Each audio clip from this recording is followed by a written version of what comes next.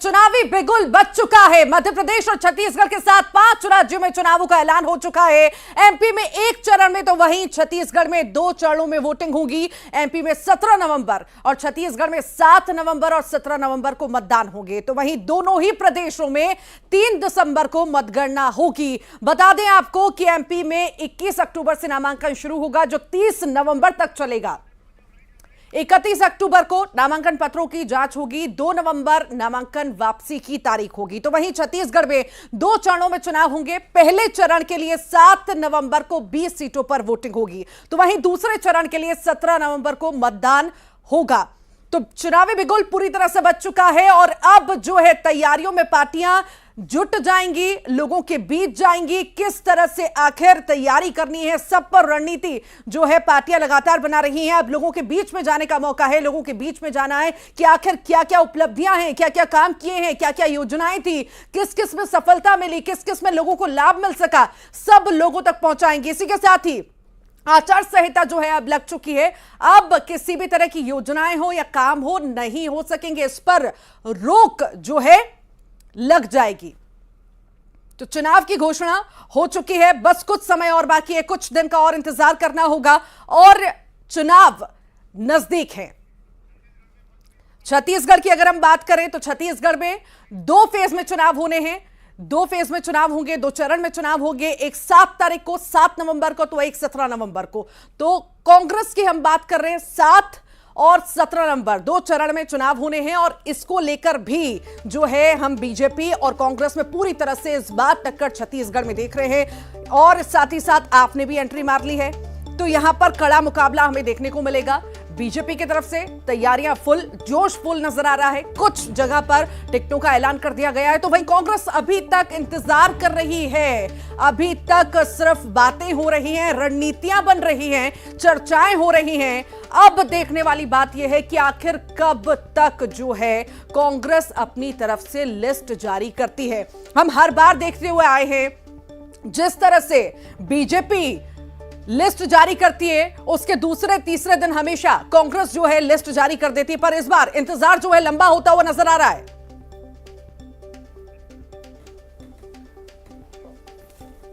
इंतजार इस बार लंबा होता हुआ नजर आ रहा है। अब बस इंतजार है पितृपक्ष खत्म होने का, जैसा कि जिक्र कांग्रेस द्वारा भी किया गया था, मुख्यमंत्री ने भी किया था कि पितृपक्ष हो जाए, उसके बाद जो है प्रत्याशियों के नाम की घोषणा हो जाएगी।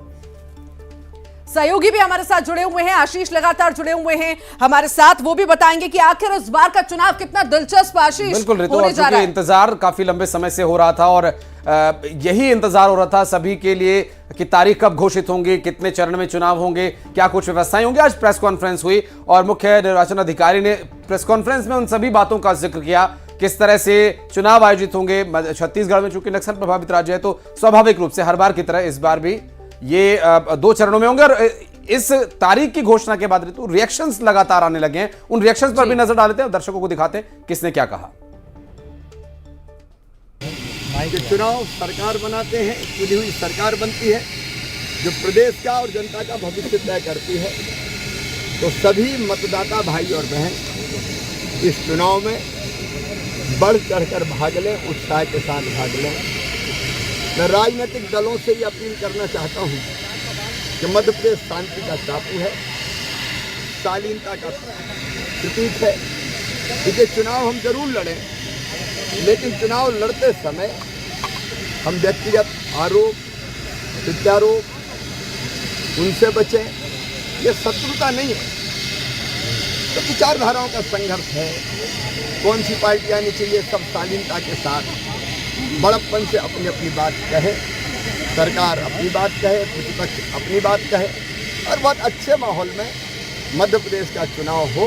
ये मेरी जो विकसित मध्य प्रदेश बना है, लगातार इस दिशा में काम करते हुए हमारी सरकारों ने जो काम किया है, आज मैं गर्व के साथ कह सकता हूं आगामी आने वाला चुनाव जो विकसित मध्य प्रदेश बन रहा है, वो विकसित मध्य प्रदेश अब स्वर्णिम मध्य प्रदेश बनेगा।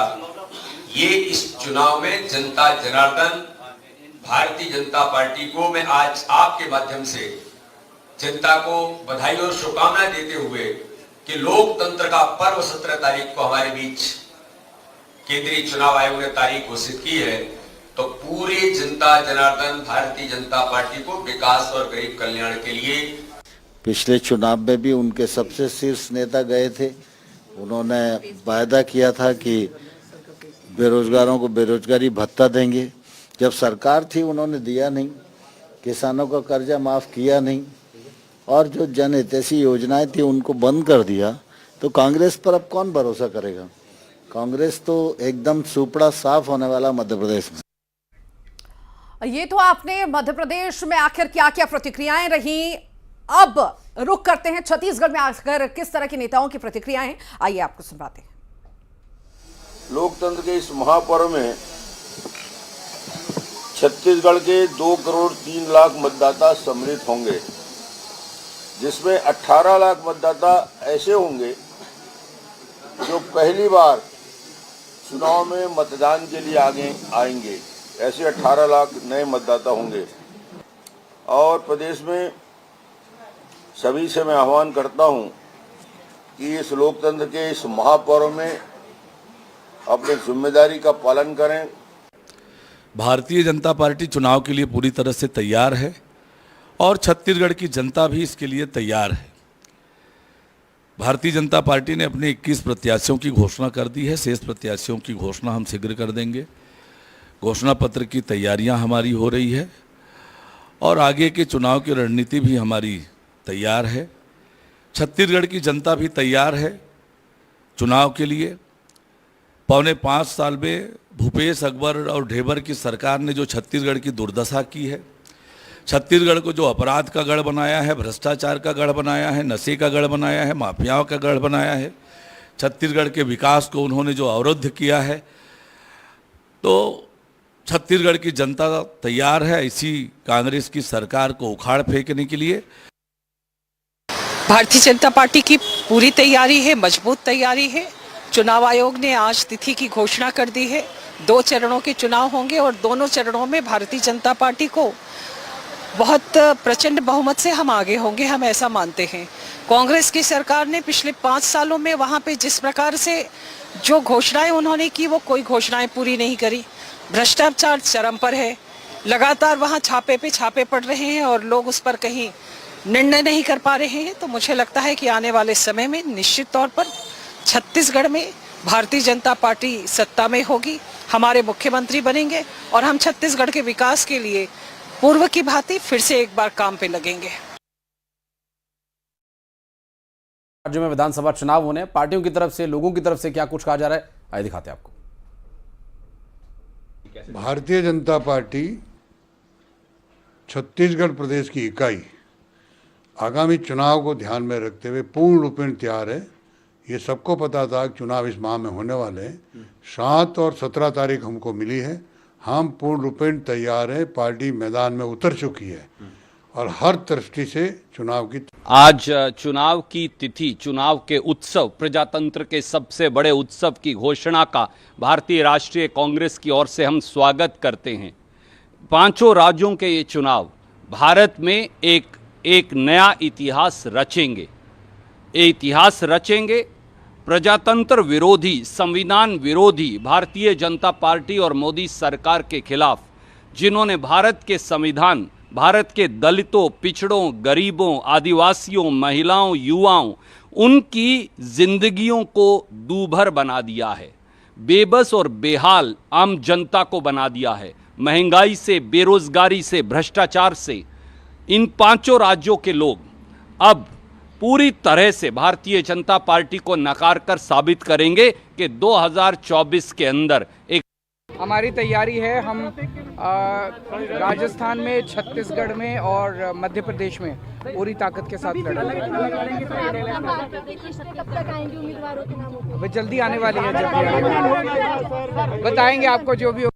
सब अपना अपना ताकत आजमाएंगी और मैं आज भी कह रहा हूं और मैं पहले भी ये बात को रिपीट कर रहा हूं, कोई समझे या ना समझे, ये चुनाव नए युवकों का चुनाव है, युवा चुनाव का चुनाव है।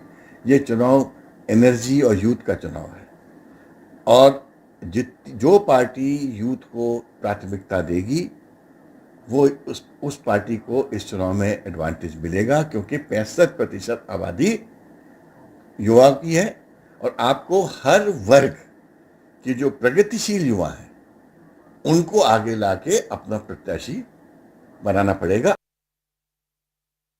तो मध्य प्रदेश छत्तीसगढ़ में चुनावों का बिगुल बज चुका है। 5 राज्यों में चुनाव होने हैं। हम आशीष लगातार मध्य प्रदेश और छत्तीसगढ़ की बात